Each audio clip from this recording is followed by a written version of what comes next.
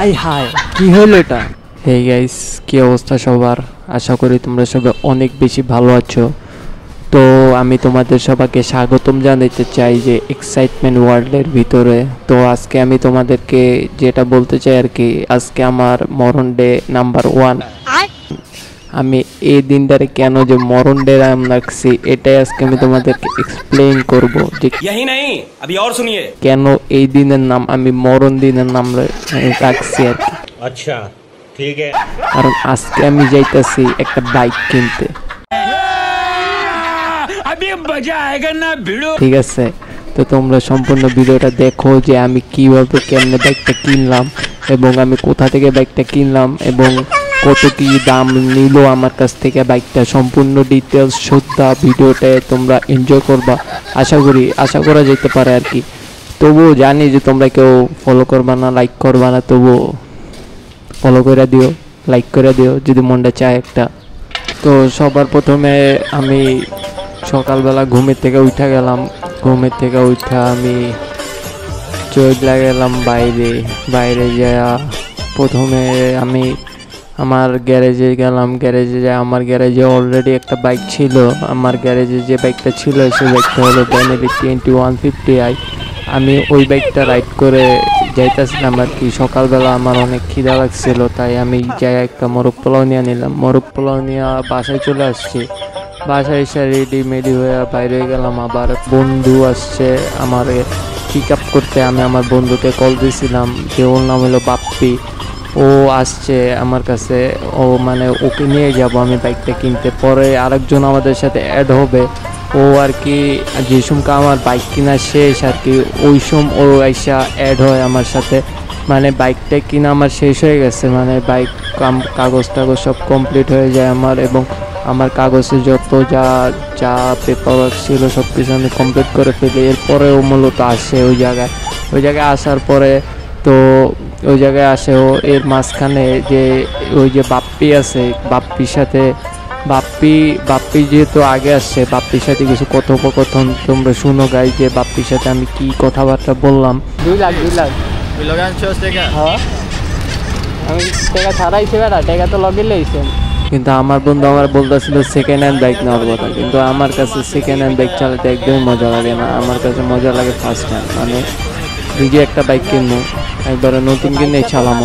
আমি কেন second hand চালাবো? সেকেন্ড হ্যান্ড যদি তুমি চালাও, তুমি যদি একটা সেকেন্ড হ্যান্ড বাইক কিনো গাছ, তাহলে তোমার একটা সেকেন্ড হ্যান্ড বাইকের বেশি ওই সমপরিমাণ টাকাই খরচ করা লাগবে এন্ডিংয়ে যায়। মানে তুমি যে কয় টাকা কমে কিনবা ওই কয় টাকা জিনিস অলরেডি ক্ষয় হয়ে যায়। কারণ তুমি জানো যে একটা বাইক হলো আমাদের লাইবিলিটিস, মানে মূলত দায়, এটার ভিতরে কোনো সম্পদ নেই, তাই এটা পুরোটাই ক্ষয়। তাই আমি সেকেন্ড হ্যান্ড বাইক নেওয়ার থেকে আমি প্রেফার করবো তোমরা সবাই চেষ্টা করবা যে নতুন বাইক কিনারে। তো শুনে একটা ভিতরে সুজুকি শোরুম ছিল, সুজুকি শোরুমের সামনে যে আমার বন্ধু জিজ্ঞাসা করতেছিল যে সুজুকি জিক্সার 2020 দাম কত চলতেছে। সুজুকি শোরুমে যে ভাইয়া ছিল আর কি, উনি বলতেছিল যে এটার দাম চলতেছে বর্তমানে 2,80,000 থেকে একটু কম আর কি, মানে বলতে পারেন 2,79,000 টাকা।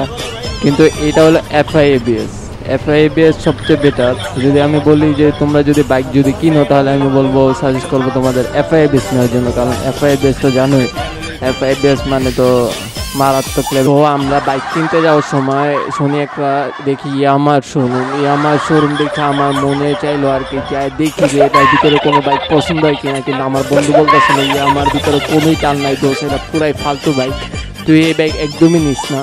তুই একটা কাজ কর, ও তো আমি ওরা বলতেছিলাম বারবার যে চল বন্ধু যে আমরা বাইকগুলো দেখে আসি, কিন্তু ও তো শোরুমের ভিতরে যাইবো না, তো বড় টানাটানি করে কোনো মতে আমি শোরুমের ভিতরে নিয়ে যাই। কারণ আমার বাইকগুলো দেখা দরকার ছিল, অনেক প্রয়োজন ছিল।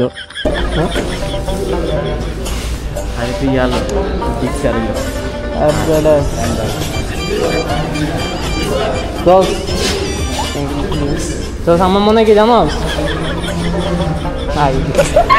পুরা পাতলা, হ্যাঁ মানাইবো এটা। কিন্তু গাইস এই জায়গা থেকে একটা ফানি সিন হয়ে গেছে, কিন্তু ওই বিশ্বাসই করতে পারতেছে না যে আমি একটা বাইক কিনবো। অলরেডি আমার কাছে একটা বাইক আসছিল, কেন জানি না পাবলিক বিশ্বাসই করতে চায় না যে আমি কিছু কিনতে পারি। হাই ভাই এটা চাবি লাগাই দেওয়া যাবো? পরিচিত তো বললাম আর আমি তো লোম জিনিসটা বুঝিস না, তো আমি দেখি না এটা দেখালো মিটারটা দেওয়া যেত না, মিটারটা দে।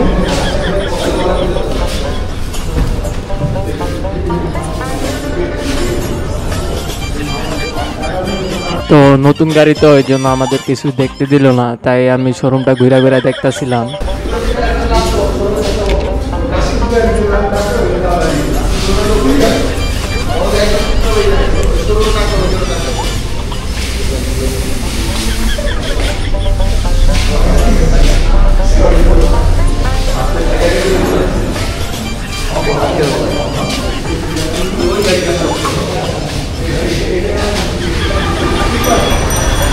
আমার শোরুমের ভিতরে যেহেতু আমার কোনো বাইক পছন্দ হলো না, তাই আমি আমার শোরুম থেকে বের হয়ে গেলাম। তো গাইস তোমরা দেখতেই পাচ্ছ যে আমরা সুজুকি শোরুমে চলে আসলাম। সুজুকি শোরুমে এসে আমরা হচ্ছে বাইক দেখা শুরু করে দিলাম। তো তোমরা দেখতে পাচ্ছ যে আমি অনেকগুলা বাইক ঘুরে ঘুরে দেখতেছিলাম আর কি, যে কোন বাইকটা নেওয়া যায়, কোন বাইকটা বেশি ভালো লাগবো, আর কোন বাইকটা আমার কাছে আমার সাথে যায়, আমার বাজেটের সাথে, এবং আমার যে কমফোর্ট আছে কমফোর্ট জোনের সাথে বেশি ফিট খাইবো। এই জন্য আমি সবগুলা বাইক ঘুরে ঘুরে দেখতেছিলাম।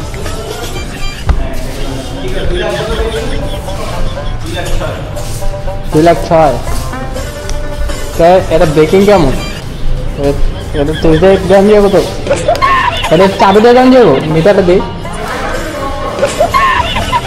তবু আমি অনেকগুলো বাইক দেখলাম যে ওই জায়গার ভিতরে 250 বাইক ছিল, 250 বাইক ছিল এবং অনেক অনেক ভেরিয়েন্টের বাইক ছিল সুজুকির।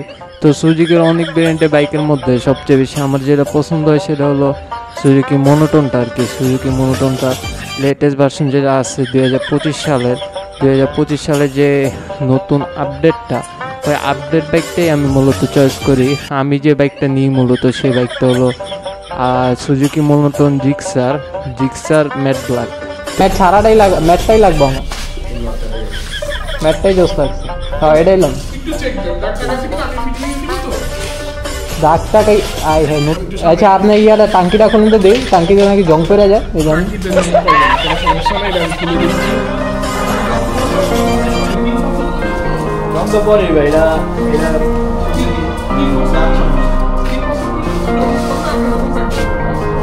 এদিকে যে শোরুমে যে ভাইয়াটা ছিল সে ভাইয়াটা আমাদেরকে বলতেছিল যে তুমি যদি 3 বছর পর্যন্ত টাঙ্কি রিপ্লেসমেন্ট পাবা, যদি 3 বছরের মধ্যে টাঙ্কিতে কোনো জং পড়ে যায়। তো আমরা সেটাই দেখতেছিলাম, টাঙ্কিতে কোনো জং নাই, যা টাঙ্কি পুরা ক্লিয়ার। উনি বলতেছিল টাঙ্কি পুরা ফ্রেশ আছে।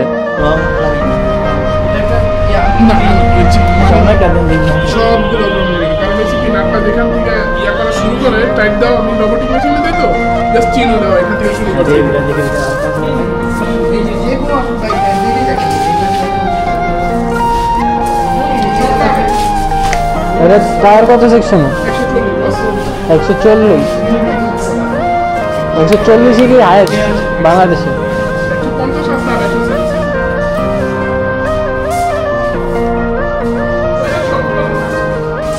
সবগুলাতে আছে। ওই জিনিসটা কনফার্ম কেমন করবো? ক্যাশ কোন জায়গায় দিব? বস না ভাই, বাইক না বস না। ঠিক নতুন বাইক আবার দেখা লাগবে ভাই।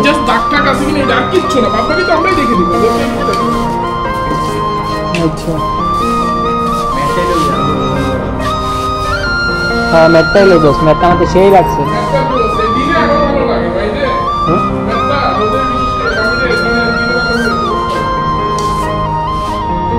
তো এই দিক থেকে আমি বাইকটা রেডি করতে বললা চলে গেলাম উপরে আমার কাগজপত্রগুলো কমপ্লিট করতে। আর একটা কথা বলে রাখি গাইস, আমাদের যে তোমরা যে ভাইটাকে দেখতে পাচ্ছ, ওই ভাইটা কিন্তু অনেক ফ্রেন্ডলি ছিল। সে কিন্তু আমাদের সাথে যতটুকু হেল্প করার সম্ভব সে হেল্প করার চেষ্টা করছে আমাদের, এবং সে আমাদেরকে সবগুলা ডিটেলস বলে দিচ্ছে যে কোথা থেকে কি কাগজ করলে কি ঝামেলা হইতে পারে বা কি ঝামেলা হবে, তা তোমরা শুনো, নিজেরাই শুনো গাইস। মিরপুরের নাম্বারটা আমরা করে দিব, সেটা বলছি। মিরপুরের নাম্বার আর ঢাকার নাম্বার একই, মিরপুর বিআরটির নাম্বার হইলে না মিরপুর বিআরটির নাম্বার হলে ভোগান্তি আরো কম হয়, কোরিয়া ভোগান্তি আরো বেশি।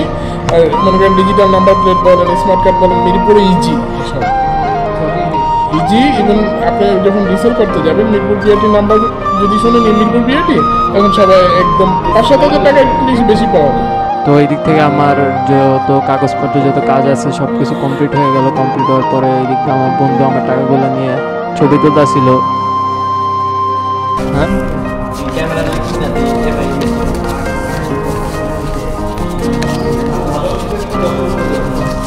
আমি যে সময় বাইকটা কিনে আর কি, আমার বন্ধু আমার বলতেছিল যে তুই এটা না নিয়ে যদি FIBS-টা নিতি তাহলে তোর জন্য ভালো হইতো। আমি বলতেছিলাম বন্ধু ইনশাল্লাহ একদিন FIBS-ও নিব।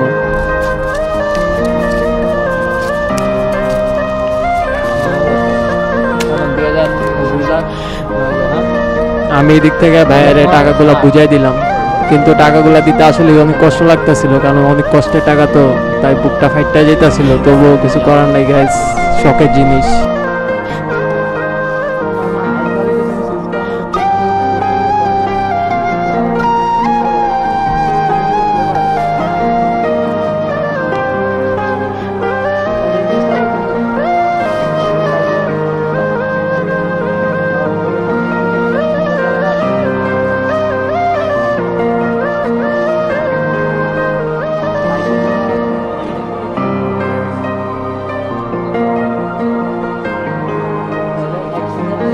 কিন্তু এই দিক থেকে একটা আমার ক্যামেরা দেখা ভাইয়া বলতেছিল যে বাইকের জন্য অ্যাকশন ক্যামেরা একটা লাগে আর কি। আর আমার বন্ধু বলতেছিল যে আমার ক্যামেরার ভিতরে 4K ভিডিও রেকর্ড হয় কিনা। আমার বন্ধু জানি না যে আমি অ্যাকশন 5 প্রো ওইটার ভিতরে আর কি, ওইটা যদি আমি হচ্ছে রেকর্ডিং অন করে দিই, অন করা অবস্থায় কিন্তু অফ হয়ে যায় আর কি। মানে কেউ বুঝেই না আর কি যে এটার ভিতরে কিছু রেকর্ড হইতাছে কি হইতাছে না, মানে টোটালি জিনিসটা মানে ইনভিজিবল হয়ে থাকে। এই জন্য ওইটা দেখা মানে এটা আশ্চর্য হয়ে যায়।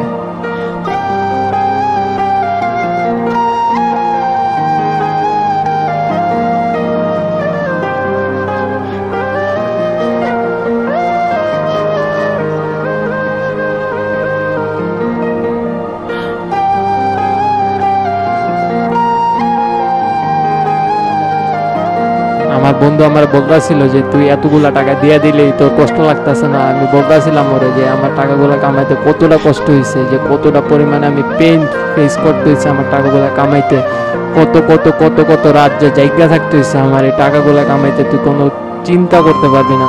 কিন্তু ওই তো চিন্তা হয়ে আমার এগুলা দেখা আশ্চর্য হয়ে গেছে। মানে ওই কইতাছে তুই টাকাগুলো দিয়ে দিলি, তুই পকেটটা পুরা খালি হয়ে গেলি, তুই কি লেগে এই কাজটা করলি। কিন্তু তোমরা তো জানোই মানুষের শখ শখ বলে একটা কথা আছে, শখ তো শখই মানুষের। মানুষ যতই বিপদে থাকুক যতই থাকুক মানুষের শখ পূরণ করার চেষ্টা করে, সব সময় চেষ্টা করে মানুষ নিজের মনের শখটা পূরণ মিটানোর চেষ্টা করে, যেটা মানে মানুষের নেচার আর কি, বলতে পারো মানুষের নেচার এটা।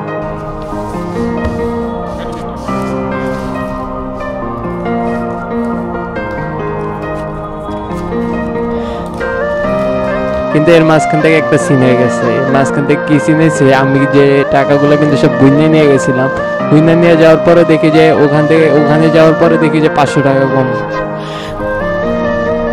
100 চলে যাওয়ার সময় পণ্য খুঁজি না, আমি বাসাতে পণ্য খুঁজি হাত দিয়ে কোনো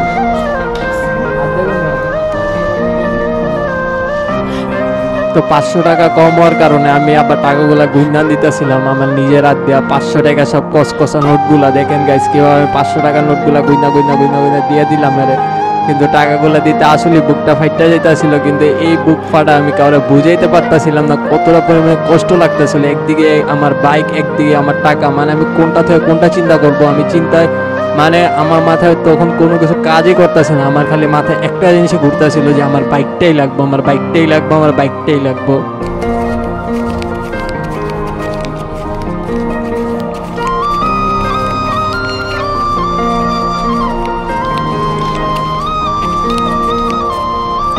টাকাগুলো গুনা দিতেছিলাম যে 500 টাকা কেন কম হলো, কি যে কিসের জন্য কম হলো।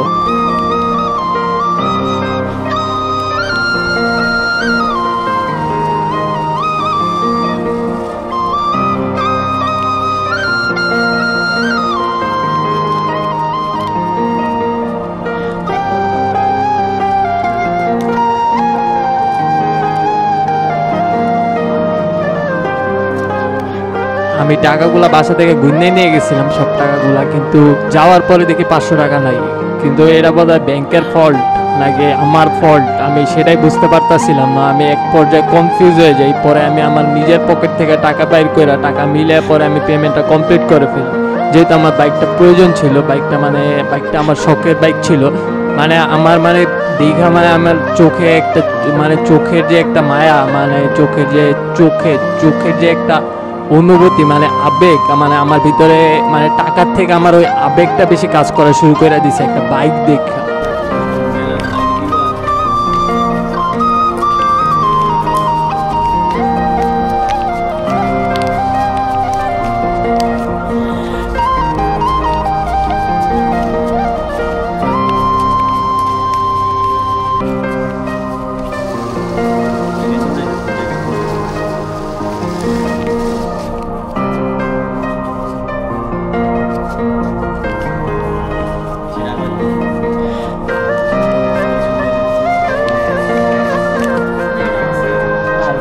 তিনটে কালারই আছে বস। 500 টাকা গেল ভাই আরেকটা দেন তো। মানে পুরো বান্ডিলের ভিতরে 500 টাকা কই গায়েব হয়ে গেল। আমি ব্যাংকে থেকে টাকা উঠাই নিয়ে গেছি, এর মাঝখানে 500 টাকা কম হয়ে গেছে। 500 টাকা কম হওয়ার জন্য এখন তো আর কিছু করার নাই, তাই তো আমি আমার নিজের পকেট থেকে বেড়ে দিয়ে দিই 500 টাকা। তো 500 টাকা দেওয়ার পরে আমাদের মূলত পেমেন্টটা কমপ্লিট হয়ে যায়।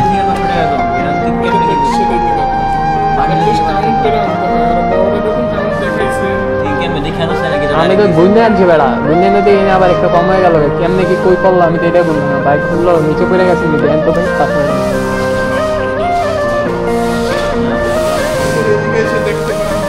আমি তো নিচে নিয়ে বলছি এখানে বসে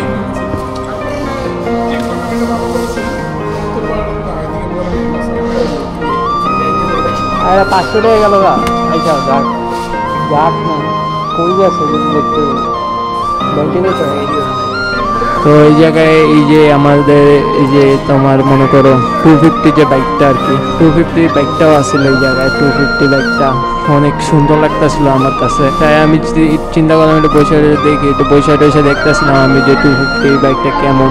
কিন্তু আমার কাছে 250 বাইকটা মনে হলো যে পুরাটা প্লাস্টিক মনে হলো আর কি, যে না কিন্তু জিনিসটা সুন্দর আছে, অনেকটা সুন্দর, মানে অনেকটা লুকসের সাথে আর কি যায় আর কি, অনেকটা মানে একটা স্পোর্টি লুক আসছিল এটার ভিতরে।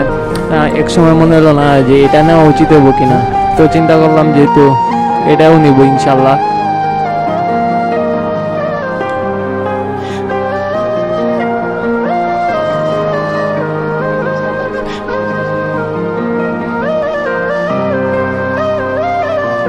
এদিক থেকে আমার বন্ধু আমার বলতেছিল যে 500 টাকা কই গেল এটা দেখার জন্য, কিন্তু আমার 500 টাকা কই গেছে এখন আমি কই খুলবো এই 500 টাকা, আমি তো সেটাই বুঝলাম না। মানে হঠাৎ বান্ডিল থেকে 500 টাকা গায়েব হয়ে গেল, এটা কি মানা যায়? ভালো লাগে না আর এটা সিডি রাখো সেটা তো জিতটা ভালো লাগে না, তোর একটা কিনা নিয়ে যা। হ্যাঁ ব্ল্যাক কোনটা লইছিস? ওই জিক্সার তো সেই মানাইছে দোস্ত, ভালোই তো। পরে আমার বন্ধু আমার বলতেছিল যে দোস্ত আমার একটা তো বাইক গিফট করিস, তারপর আমি বললাম যে ইনশাআল্লাহ দোস্ত দোয়া করিস যাতে তোদেরকে আমি গিফট করতে পারি। ওদেরকে আমি বলতেছিলাম যে তোরা যদি আমার আগে সফল হতে পারিস তাহলে তোরা আমার গিফট করিস। ওরা বললো আচ্ছা ঠিক আছে।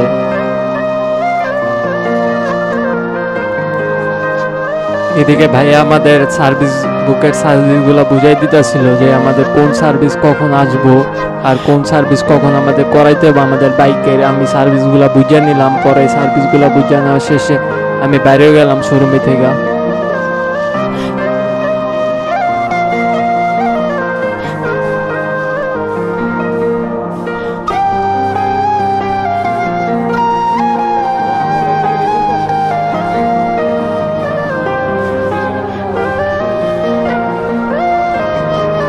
এই যে গাইস এটা হলো আমাদের বাইকের ফাইনাল লুক। আগে দেখ এই যে এটা হলো আপনার চাবির রিং, গাড়িটাকে টাচ করো। আচ্ছা বাই দ্য ওয়ে গাইস আমাদের কিন্তু সুজুকি শোরুম থেকে দুইটা গিফট দেয়, তোমরা কিন্তু বাইক কিনতে গেলে অবশ্যই দুইটা গিফট পাবা। প্রথম হইলে একটা ডাস্ট কভার আর দ্বিতীয় হইলে একটা চাবির রিং। ওকে গাইস, এই যে আমাদের সে আর একটা ফ্রেন্ড যার কথা আমি তোমাদেরকে শুরুর দিকে বলছিলাম যে বাইক কেনার শেষের দিক দিয়ে আসে, এই যে ও এখন আসছে।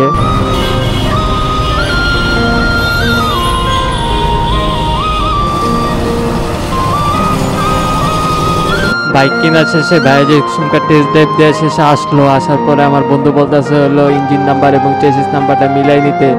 ভাইয়া যে সময় শোরুমেতে বাইকটা ঢুকাইছে, বাইকটা ঢুকানোর পরে ভাইয়া বাইকের থেকে পুরাই ডন স্টাইলে নাই বাইকটা আসলো আমাদের দিকে।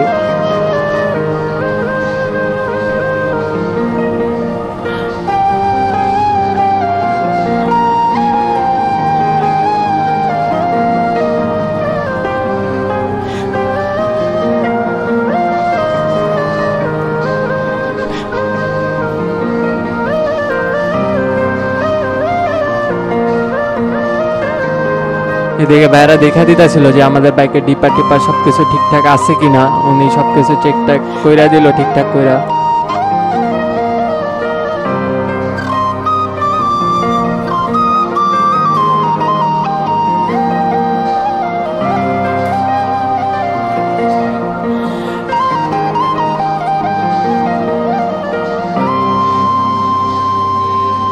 এদিক দিয়ে ভাইয়া বলতেছিল আমাদেরকে ভিতরে বসার কথা, কিন্তু আমার যেটা প্রেফার করবো আর কি, তোমরা যদি কোনো কিছু একটা কিনতে যাও তাহলে তোমরা পুরো জিনিসটা কাজটা সম্পূর্ণ করে তারপরে জিনিসটা বাসায় আইনেই বসবা, মানে কোনো জায়গায় যা বসবা না আর কি। তোমরা যদি যতক্ষণ না তোমাদের কাজটা ফুলফিল হবে ততক্ষণ পর্যন্ত তোমরা রিল্যাক্স হইতে পারো না, মানে তোমাদের কাজটা যতক্ষণ না ফুলফিল হয় ততক্ষণ পর্যন্ত যদি তোমরা রিল্যাক্স হয়ে যাও তাহলে কিন্তু তোমরা কিন্তু ঠইক্কা যাওয়ার একটা সম্ভাবনা থাকে আর কি।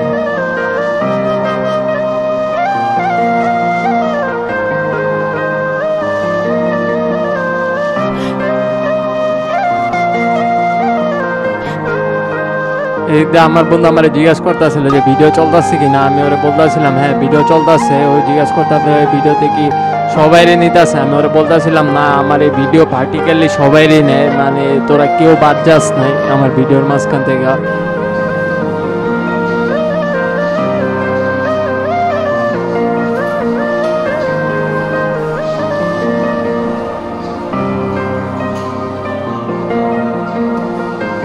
এদিক থেকে আমার বাইক বাইরে হয়ে গেল, কিন্তু বাইক বাইরে হওয়ার পরে বাইকের কোন চিপা চাপা নিতে হাতাই দিতে আছে।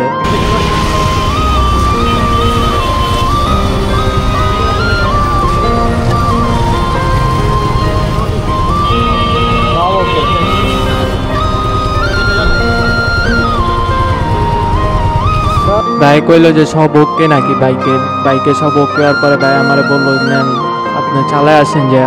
পরে আমি বাইকটা নিয়ে একটু চালায় আসলাম।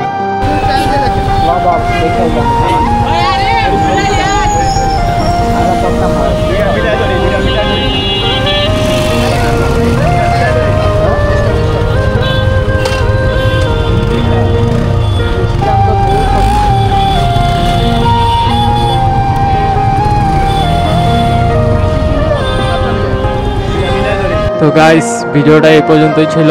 যদি তোমাদের কাছে ভিডিওটা ভালো লেগে থাকে তাহলে অবশ্যই একটা কমেন্ট করতে ভুলবা না যে ভিডিওটা কোন পার্টটা তোমাদের কাছে সবচেয়ে বেশি মজা লাগছে, এবং তোমরা আর কোন টাইপের ভিডিও দেখতে চাও কমেন্ট করতে অবশ্যই ভুলবা না। সবাই ভালো থাকবা, ভালো রাখবা, স্টে হ্যাপি। আল্লাহ হাফেজ গাইস। আগে যাই এলাকায় যাই বন্ধ জায়গা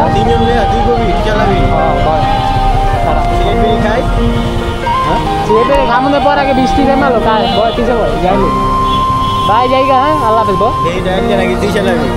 আগে যাই বয়